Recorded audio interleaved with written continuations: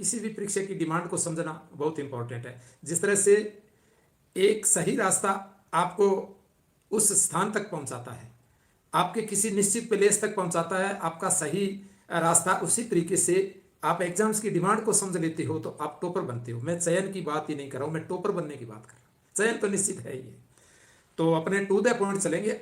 कहोगे सर हम उसकी डिमांड को कैसे समझेंगे, हमें तो आप जल्दी जल्दी बता दो, ये जानना बहुत जरूरी है। आपको जल्दी बहुत रहती, आप जल्दी करते हो तभी तो समस्या आती है। कहते हैं तावड़ो सो बावड़ो, कहने का मतलब हम ढंग से चीजों को नहीं कर पाते हैं, और टॉपर बनने का रास्ता सिर्फ और सिर्फ उस ढंग से होकर ही जाता है। यानी उसकी डिमांड को आप ढंग से नहीं समझते।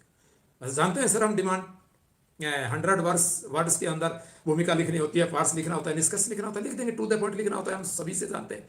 हम 5 मार्क्स वाले जानते हैं, 15 वाले जानते हैं। सर ये तो सारे ही बताते हैं सर, स्प्रिंग बोर्ड वाले भी बता रहे हैं, उत्कर्ष वाले भी बता रहे हैं। सर ये आप कोई अलग थोड़ी बता रहे हो, ये तो डिमांड तो हम सब समझते हैं, हम बच्चे थोड़े ही हैं। आपके अंदर बच्चा हो तो कोई दिक्कत नहीं है, आप तो आपने क्या मान लिया, बहुत बड़ा ज्ञानी मान लिया। बच्चे होते तो आप मेरी सुनते, बच्चा तो अच्छे तरीके से सुनता है। तो मेन चीज क्या आती है, मेन चीज ये आती है कि आप डिमांड को कैसे समझें। आप प्रत्येक एग्जाम्स की डिमांड होती है, यहाँ बात कर रहा हूँ आरएस मेंस की, और आईएएस मेंस में भी, अन्य पीसीएस मेंस में भी है। उतना ही उपयोगी रहेगा जितना ये आरएस मेंस जो 3 माह बाद होने जा रहा है। ये 3 महीने की स्ट्रेटेजी आपको टॉपर बनाएगी फ्रेंड्स। मैं बताता हूँ आपको, कपिल सर है, वो सारे मेरी वीडियोस की जो स्ट्रेटेजी होती है उसी पर बात करते हैं। आ गए, पहले वो रटाते थे, वो कहते हैं रट्टा मारो रट्टा। अब उनके यहाँ से सिलेक्शन निकलने बंद हो गए उनकी कोचिंग से, तो वो उन्होंने फिर वो जो मैं आपको हमेशा बताता हूँ उस चीज़ पे आ गए। तो मैंने कहा कपिल सर धन्यवाद आपका, आप इस चीज़ पे आ गए। स्प्रिंग बोर्ड भी इस चीज़ पे आ गया। पहले सारे करते थे रट्टा लगाओ रट्टा, भाटिया जी कहते थे अरे रट दो। अरे भाई रट्टा से क्या होगा, आरएएस मेंस का पैटर्न बदल गया 2023 मेंस में, रोते रह गए रट्टा लगाने वाले। और यूपीएससी के अंदर तो बिल्कुल ही रोते हैं रट्टा लगाने वाले। ठीक है ना, रट्टा लगाने की आदत छोड़ दो बेटे, डिमांड को समझना बहुत जरूरी है, इसी पे बात करूंगा। तो डिमांड को समझने के लिए एक तो आंसर बुकलेट से जुड़ना होगा फ्रेंड्स। मेरे जो प्लेलिस्ट बनी है उसमें 6 आंसर बुकलेट है, जिसमें 3-4 आंसर बुकलेट का एनालिसिस दिया हुआ है। इसलिए आप एक आंसर बुकलेट देखते हैं तो फिर माइंड सेट उस एक के अकॉर्डिंग बंद के रह जाता है, हाँ यार ऐसे ही करना है। नहीं नहीं, उसमें एक प्रकार का विविधता रहती है, diversity very important to get more and more marks. तो मेरे इस चैनल पर मैं बता देता हूं आपको। आप कहोगे सर आपके इस एक वीडियो के सुनने से हमें सारी चीज़ें कैसे पता चल जाएगी, हम डिमांड को कैसे समझें। सारी प्ले लिस्ट बनी है अलग अलग, यूपीएससी पीसीएस सब पे सारे लोग। मैंने ये चैनल बनाया ही इसीलिए था कि आप रोते रह जाते हो, हर बार अपना अटेम्प्ट खराब करते हो, आप अपना पैसा बर्बाद करते हो, बार बार अटेम्प्ट देते हो, हर बार अवसर खो देते हो। मैं तो कहता हूँ यूपीएससी पीसीएस में लास्ट अटेम्प्ट तक भी लोग रोते रह जाते हैं, सिलेक्शन नहीं निकाल पाते हैं। ये डिमांड की बात कर रहा हूँ, ये सबके लिए उपयोगी है। आप सब शेयर कर दें ज़्यादा से ज़्यादा सबके साथ। जैसे आरएस मेंस की मैं बता रहा हूँ, 4 चीज़ों की जरूरत है। आरएस मेंस में अब 3 महीने हैं, इन 3 महीने में आप इसकी डिमांड समझ लीजिए, और वही चीज़ आप भी शेखावत भाई साहब अपनाइए अपने एग्जाम्स में। यही चीज़ें रहती है। सबसे पहली चीज़ क्या है, ये जो आंसर बुकलेट देख रहे हो ना आप, नैतिक निर्णय लेने में महत्वपूर्ण कारकों को समझाइए। ये 10 मार्क्स का, ये 10 मार्क्स का है। ये सिर्फ एक पन्ने के अंदर लिखना होता है। कितनी लाइन होती हैं, 1 2 3 4 5 6 7 8 9 10 11 12 13 14 15 16 17 18 19।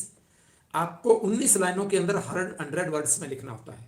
ठीक है, अब आप सीमा का उल्लंघन कितना करें वो अलग वीडियो में बात करेंगे। बहुत सारे लोग तो इसीलिए फेल हो रहे हैं फ्रेंड्स से, कोई वो वर्ड्स लिमिट्स का ध्यान नहीं रख रहे हैं, और वो वर्ड्स लिमिट्स के नंबर भी काटे जाते हैं। मैं आपको बता दूं, इस पर अलग वीडियो बनाएंगे आपके लिए, और मार्क्स भी मिलते हैं। ये भी ध्यान रखना है आपको, आपका समय भी खत्म हो जाता है। नैतिक निर्णय लेने में महत्वपूर्ण कारकों समझाइए। यदि नैतिक निर्णय प्रशासनिक निर्णय के विरुद्ध हो तो आप दोनों में से किस प्रकार समन्वय करेंगे, 100 उदाहरण समझाइए। बहुत सारे लोग, ये जो एग्जाम की डिमांड है, पर्सन की डिमांड है। आप सबसे पहले तो जिस एग्जाम्स की बात कर रहे हैं उसकी डिमांड कैसे समझेंगे, किसी एग्जाम्स की डिमांड आप कैसे समझते हो। जैसे आरएस मेंस की मैं बात कर रहा हूं, तो जब तक उसकी आंसर बुकलेट आप नहीं देखोगे, आप टॉपर्स की आंसर बुकलेट देखो एक तो, और एक जो टॉपर नहीं बन पाया, फेल हो गया, उसकी आंसर बुकलेट देखो। जो फेल हो गया उससे ये जानोगे कि उसने क्या गलतियां की, और जो टॉपर बना है उससे ये जानोगे कि उसने कहां बढ़िया करके मार्क्स प्राप्त कर लिए। दोनों चीजों पे आपको काम करना है। हालांकि उन दोनों से आप गलतियों से भी सीखेंगे और उसके बेस्ट चीज भी सीखोगे, ऐसी बात नहीं है। ये इस चीज पे मैं बात करना चाहूंगा आपसे। इसने टू द पॉइंट सीधा लिखा है बहुत बढ़िया तरीके से।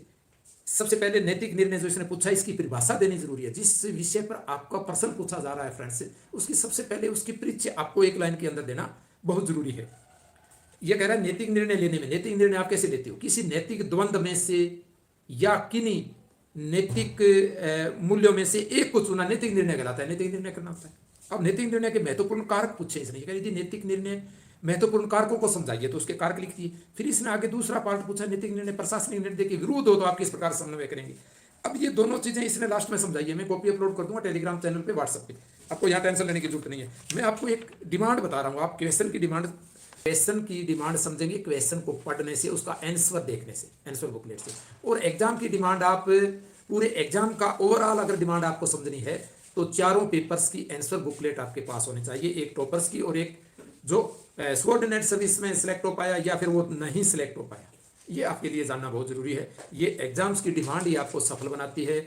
और आप ये देखेंगे कि RAS 2023 में जो पैटर्न रहा, वो पैटर्न ये स्प्रिंग बोर्ड हो, चाहे उत्कर्ष हो, चाहे कोई भी हो, भाटिया जी हो, चाहे सम्यक है, दृष्टि है, सब में आप जाते हो, वहाँ आंसर राइटिंग करते हो, बहुत सारी आंसर राइटिंग करते हो, लेकिन आप एग्जाम्स की डिमांड है वो नहीं समझ पाते हो। मेन प्रॉब्लम ये आती है।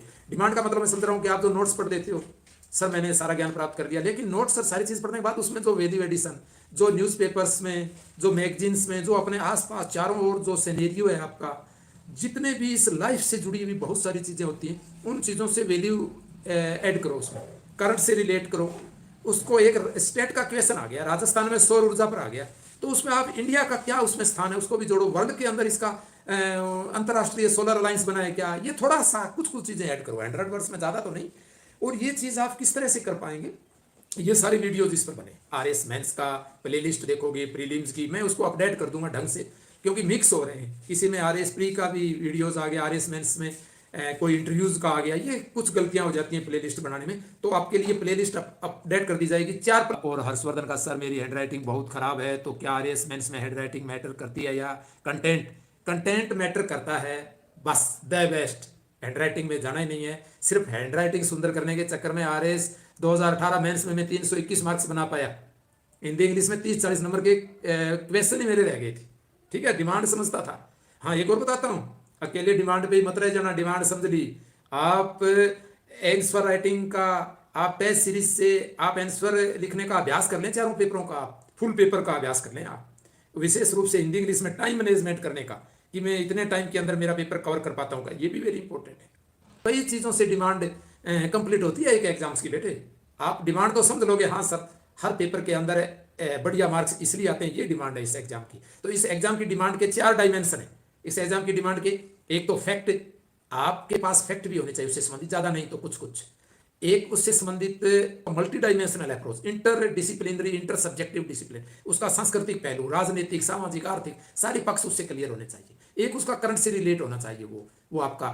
एक आपको मैं बताता हूँ, आपके नोट्स होते हैं, किताबें होती हैं, आप बहुत सारा फालतू का मैटर पढ़ते हो, छोड़ना। जैसे सविनय अवज्ञा आंदोलन पढ़ रहे हो, ये देखो सविनय अवज्ञा आंदोलन का कितना दिया है, कारण दिए, एक पन्ने के अंदर, एक पूरे पन्ने के अंदर कारण दिए। सिर्फ 2-4 चीजें लिखनी है कि साइमन कमीशन की रिपोर्ट से निराशा, नेहरू रिपोर्ट को अस्वीकार करना, पूर्ण स्वराज्य की मांग, देश में अशांति और अराजकता, और गांधी जी की मांगे कौन सी थी? जब कोई अपने देश में कोई व्यक्ति मांग करेगा, गांधी जी अगर मांग करेंगे तो कितने नैतिकता रखते थे, तो किन चीजों पे वो लॉर्ड इरविन को लिखेंगे? आपको पता है ये कब बात हुई थी? सविनय के आंदोलन 1930 में। तो उस समय देश की डिमांड क्या थी? उस समय देश की डिमांड थी कि पूर्ण देश में, गांधी जी पूर्ण नशाबंदी के विरुद्ध थे, तो पूर्ण नशाबंदी उन्होंने मांग की, आप कभी नहीं भूलोगे। एक नमक कर के विरुद्ध थे गांधी जी, नमक कर, सविनय के आंदोलन, दांडी मार्च शुरू किया तो वो क्या था? नमक कर के लिए था, तो कभी नहीं भूलोगे। चीजों को एसोसिएट करके पढ़ो। इस एग्जाम की डिमांड क्या है? इस RS मेंस की डिमांड है, क्या बच्चे ने कॉमन सेंस से पढ़ा है, मल्टी डायमेंशनल अप्रोच से पढ़ा है, उसने चीजों को एसोसिएट करके पढ़ा है, क्या रट के आया है? रट के आना डिमांड नहीं है इस एग्जाम्स की। आप बिल्कुल अपना कॉमन सेंस को, बहुत सारी जगह मल्टी डायमेंशनल अप्रोच को, और जिसको बोलते हैं अपने एक्सप्रेशन पावर, अभिव्यक्ति कौशल, इन चीज़ों से जुड़ना होता है बेटे। और ये मेरे चैनल पर सारे वीडियोज इससे संबंधित बने हुए हैं।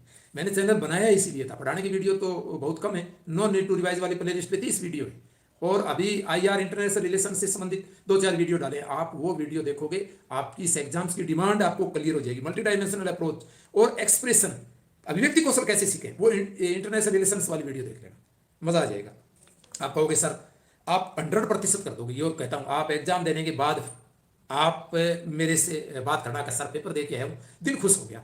ये होता है डिमांड समझना। नमक कर समाप्त। और एक आपको पता है सैनिक व्यय में कमी के लिए लिख दो। एक अभी जो ट्रेड वार चल रहा है तो उसमें भी ट्रेड वार था, ये सैन्य वैज्ञानिक आंदोलन के समय क्या था, विदेशी वस्त्रों पर तटकर लगाया जाए, क्योंकि जो सीमा शुल्क था, आयात कर जो टैरिफ था, वो अंग्रेजों ने खत्म कर रखा था, क्योंकि विदेशी कपड़े भारत के अंदर आ रहे थे और स्वदेशी उद्योग नष्ट हो रहे थे। ये जो अभी जो ट्रंप ने अपने देश को मेक अमेरिका ग्रेट अगेन, जो मागा नाम की जो एक अवधारणा दी है ना, वो गांधी जी इस चीज को वहां समझते थे कि देश के उद्योग नष्ट हो रहे हैं, देश का ग्रामीण उद्योग है, कुटीर उद्योग है, सारी उद्योग, और देश गरीब हो रहा है। उस समय ये डिमांड की थी उन्होंने। तो अंग्रेजों को उन्होंने कहा कि जो तटकर है वो विस्तृत देशी वस्त्रों में तटकर लगाया जाए ताकि देशी उद्योगों का संरक्षण हो। आप यार मुख्य चीजों पे फोकस करो। इस एग्जाम की डिमांड है कि बहुत सारी चीजों पे नहीं, गुणात्मक पढ़ो। आप बहुत सारी नोट्स रट गए सर, स्प्रिंग बोर्ड वाले सारे नोट्स रट दिए। अरे एग्जाम के अंदर आपको इस तरह नहीं पूछते हैं चीजें। एग्जाम के अंदर आपको मल्टी डायमेंशन अप्रोच से एक चीज के अंदर 3-4 चीजें पूछ ली जाती है। जैसे आपसे पूछा गया था आरएस में कि क्रांतिकारी आंदोलन की रूपरेखा दीजिए, आप क्रांतिकारी आंदोलन का वर्णन करने लग जाते हो। अरे रूपरेखा देनी है, उसमें जो भी हिंदुस्तान सोशलिस्ट रिपब्लिक बना और बना। अभी आप मेंस एग्जाम में एक मेंबरशिप लगी हुई है, उस वीडियो पर मैंने मेंबरशिप लगा रखी है, वो हटा देंगे, वो वीडियो देखना, आप देखना, ठीक है। बाकी यार हटाने की कोई बात ही नहीं है। 89 रुपीज है। आप बहुत सारी जगह 100 रुपये खर्च कर देते हो, मुझे पता है। आप उससे जुड़ोगे तो आपके लिए जो स्क्रीन का खर्चा करते हैं ना, जो स्क्रीन पे वीडियो बनाते हैं डिजिटल स्क्रीन पे, उसको भी वहाँ 100-200 दे के आने होते हैं। तो आप वहाँ दोगे तो वो उनको दे देंगे। तो इसलिए आप मेंबरशिप ज्वाइन कर लीजिए। आपके लिए बहुत सारे अलग वीडियोस भी बनाने शुरू कर देंगे, वो लाइव सिर्फ आपके लिए होंगे। एक विदेशी वस्त्रों पर आगे एक राजनीतिक बंदी रिहा की जाए, उसमें बहुत सारे राजनीतिक बंदी थे, ठीक है। और एक आत्मरक्षा के लिए बंदूक आदि हथियारों के लाइसेंस दिए जाए, लाइसेंस बंद कर रखे थे। ये भी गांधी जी ने मांग की थी। देखो गांधी जी हथियारों के विरुद्ध थे, फिर भी सबने वज्ञ आंदोलन ने ये चीज़ क्यों उठाई? गांधी जी को पता था कि अपनी सुरक्षा भी उस समय जरूरी थी। ये भी समझने वाली बात है। गांधी जी ने लास्ट के अंदर नाभिकीय हथियारों की भी पैरवी की थी कि यार नाभिकीय हथियार होने चाहिए, ये शक्ति संतुलन बनाए रखने में उपयोगी है। तीसरा विश्व युद्ध क्यों नहीं हुआ? क्योंकि नाभिकीय हथियार बन गए थे। उसके बाद जो हिरोशिमा नागासाकी सबके दिमाग में गूंज जाते हैं वो। तो आप सबको पता है आतंक का संतुलन आता है, लोग आतंक के बारे में लिख के आते हैं। आतंक का संतुलन नाभिकीय हथियारों से संबंधित था। ये आईआर वाले में मैंने आपको समझाया। नाभिकीय भयोत्पादन आया था, नाभिकीय भयोत्पादन आया था आरएस मेंस में। लोग उसको समझे नहीं कि सर नाभिकीय युद्ध से डरना भयोत्पादन है। अरे उस पर इंग्लिश नहीं पढ़ते आप, न्यूक्लियर डिटरेंस था, उसकी इंग्लिश देखो। आप आईआर इंटरनेशनल रिलेशंस में एमए हूँ, इंटरनेशनल रिलेशंस पॉलिटिकल साइंस में, तो इसलिए मेरी जो स्पेशलाइजेशन है मेरा सब्जेक्ट, तो उस पर फिर मुझे यार बहुत गुस्सा आता है आपके गलत आंसर देख के। नाभिकीय भयोत्पादन का मतलब होता है न्यूक्लियर डिटरेंस। डिटरेंस का मतलब होता है निवारक, यानी नाभिकीय जो हथियार है उन्होंने निवारक निरोध कैसे लगाया है, मतलब युद्ध पे रोक कैसे लगाई है। भयोत्पादन एक भय का उत्पादन किस प्रकार किया है। दो देश जिनके पास, दोनों के पास अगर परमाणु शक्ति है, जैसे अमेरिका महाशक्ति है, रूस महाशक्ति, अभी 9 देशों के पास परमाणु हथियार है और 5 महाशक्तियां हैं जिनमें जो सुरक्षा परिषद के सदस्य हैं, 4 और हैं। तो चारों आपको याद कैसे रखना है? 500 सुरक्षा परिषद के सदस्य याद रख लो, और 4 कौन से रह गए? 4 में आपको पता है इजराइल आ जाता है, भारत आ जाता है, पाकिस्तान आ जाता है, और कौन सा रह गया? ईरान आ जाता है। 4 ये हो गए यार। अब आपको पता है यूक्रेन के पास नाभिकीय हथियार होता है, क्या रूस उस पर हमला करने की हिम्मत करता? बिल्कुल नहीं, कभी नहीं करता। ईरान पर अमेरिका हमला करने की हिम्मत क्यों नहीं कर रहा है? उसके पास पता है उसके पास परमाणु हथियार है, और नहीं है तो चीन उसको सप्लाई कर देगा। ये भी है, नाभिकीय हथियार हैं, चीन के दम पर ही तो उन्होंने बनाए हैं सारे हथियार। तो आपको अब ट्रंप यूक्रेन वाला क्या चल रहा है? यही तो है ना, ये निवारक निरोध। अब अमेरिका उसको लूट रहा है, वहां दुर्लभ खनिज का सौदा कर लिया। ये तो सब एक प्रश्न आया था आरएस मेंस में, इसी भी आया था कि औद्योगिकरण ने अंततः नव साम्राज्यवाद को जन्म दिया। ये नव साम्राज्यवादी है बेटे, नव साम्राज्यवाद, नव उपनिवेशवादी। आप जो लोगों को लूट रहे हैं, जैसे अमेरिका वाली का ये उदाहरण दो, अमेरिका की नीति का, कि ट्रंप ने जेलेंस्की को इस तरीके से दबाया अपने पक्ष में करने के लिए कि वहां के दुर्लभ खनिजों का सौदा किया। ये क्या है? उस देश को राजनीतिक रूप से गुलाम ना बना करके आर्थिक रूप से गुलाम बनाना, वहां अपनी बहुराष्ट्रीय कंपनियों के माध्यम से वहां राज करना, आर्थिक उपनिवेशवाद, ये अलग अलग उसके पार्ट है। ये मैंने सब आईआर वाली वीडियो में मैंने अच्छे तरीके से समझाया है, ठीक है, ये आप समझो। तो इस तरह से आप चीज़ों को यार, ये सौम्य वज्ञ आंदोलन इतना दे दिया, पूछो मत यार। एक आदमी यहाँ बेचारा कितनी एनर्जी नष्ट करता है यार। इसकी मुख्य मुख्य चीज़ों पे फोकस करो। ये नोट्स भी इतने भयंकर नोट्स बनाए हुए हैं। निर्माण आईएएस, अरे ये कौन ले आया भाई निर्माण आईएएस के? मत पढ़े यार। अरे इस पर लिखा क्या है? इस नोट्स पे लिखा है चलते चलते पढ़ ले रे भैया।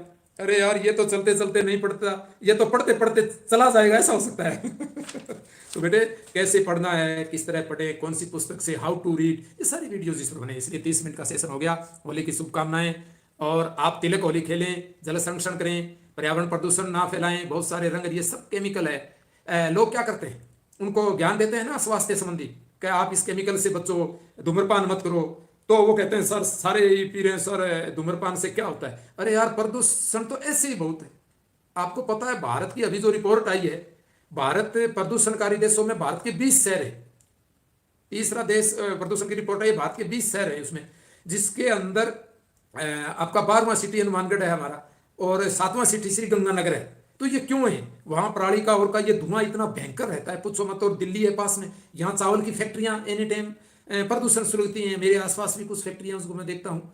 तो ये कारण क्या है यार, इस वातावरण के अंदर इतना प्रदूषण है, पूछो मत। फिर लोग हुक्का फूंकते रहते हैं। मैं एक शादी में गया था, अरे यार उस शादी के अंदर लोगों से ज्यादा हुक्के रखे हुए थे।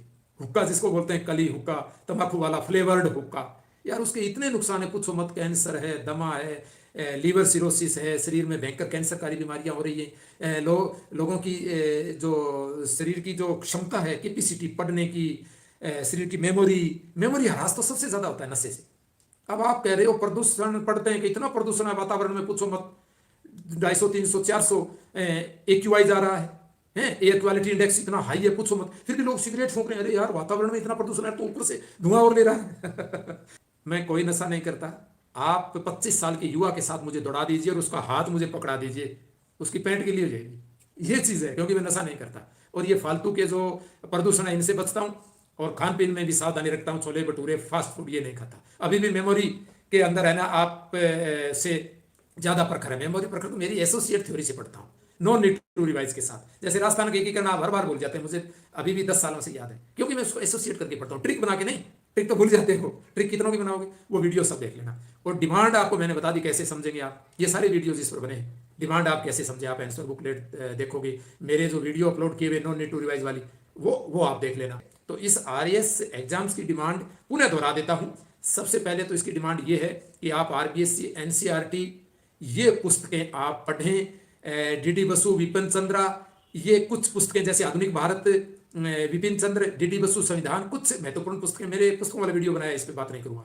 दूसरी इसकी डिमांड ये होती है कि आप एनालिटिक पावर विकसित करें, एनालिसिस, खुद का कॉमन सेंस, खुद का मल्टी डायमेंशन अप्रोच, ये सारी वीडियो जिस पर बने हुए हैं। चौथी इसकी डिमांड होती है कि क्वेश्चन के अनुसार उत्तर किस प्रकार लिखे, क्वेश्चन की डिमांड कैसे समझे, ये वीडियो भी अपलोड है। ये चारों डिमांड की वीडियो इस पर अपलोड कर दूंगा, इसमें मैं डिस्क्रिप्शन के अंदर इसका लिंक डाल दूंगा, और बाकी टेलीग्राम चैनल पे अपलोड कर दूंगा। एग्जाम की डिमांड को समझने वाली वीडियो 4-5 हैं, वो आप देख लेना। बाकी सारी वीडियो जिस पर बने आप देख लेना, ठीक है। Okay, thank you so much. Harshvardhan कह रहे हैं मुकेश कुमार नाराज होकर चले गए, मेरा मैसेज ही नहीं पढ़ा। एक तो जिंदगी के अंदर नाराज नहीं होना है किसी से, गुस्सा नहीं करना। आपकी मेमोरी का ह्रास होता है गुस्सा करने से, टेंशन लेने से। मेरे इस चैनल पर वीडियोज हैं, एग्जाम में सिलेक्शन नहीं होता है, टेंशन में आ जाते हैं। कई बार 5 घंटे पढ़ने के बाद भी ऐसा लगता है यार कुछ याद नहीं हुआ, टेंशन में आ जाते हैं। वो क्यों होता है ऐसा कि आप 5 घंटे पढ़े और आपको याद नहीं? क्योंकि आपने एसोसिएट करके पढ़ा ही नहीं। आपने तो मात्रात्मक पन्ने टिपाए हैं, गुणात्मक कैसे पढ़े, हाउ टू रीड, वो वीडियो देख लें। बहुत सारी वीडियोज इस पर। बाकी मैं बताता हूँ इस चैनल पर कुछ शॉर्ट्स हैं ऐसे ही, उनको छोड़ दो, और कुछ वीडियोज ऐसे हैं जो लाइफस्टाइल से संबंधित है, उनको छोड़ दो, मोटिवेशन के छोड़ दो। इसके बाद में 40 वीडियो बचते हैं यहाँ। आप 10 दिन के अंदर, 15 दिन, 1 महीने के अंदर देख लोगे, आप प्रत्येक एग्जाम को क्लियर करके टॉपर बन सकते हो। Thank you friends.